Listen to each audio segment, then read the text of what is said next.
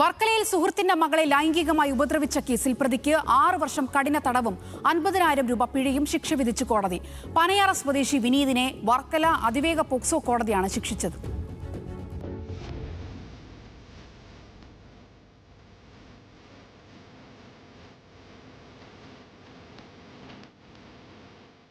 രണ്ടായിരത്തി 2024 കേസിന് ആസ്പദമായ സംഭവം.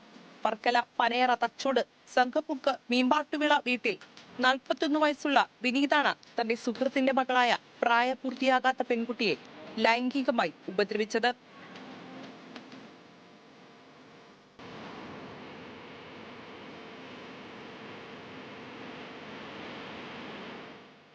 മുൻ SI അനൂപിന്റെ നേതൃത്വത്തിൽ നടന്ന അന്വേഷണത്തിനൊടുവിൽ കോടതിയിൽ കുറ്റപത്രം സമർപ്പിച്ചു.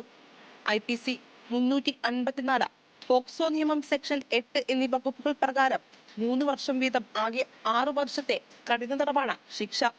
ഇതിനു പുറമെ 50,000 രൂപ പിഴയും കോടതി ചുമത്തിയിട്ടുണ്ട്. പിഴത്തുക അടച്ചില്ലെങ്കിൽ 6 മാസം കൂടി അധിക തടവ് അനുഭവിക്കണം.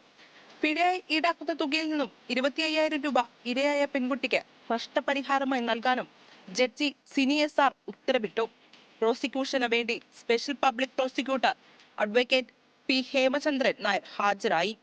മാതൃകാപരമായ ശിക്ഷ തന്നെയാണ് കോടതിയുടെ ഭാഗത്തുനിന്നും ഉണ്ടായിരിക്കുന്നത്.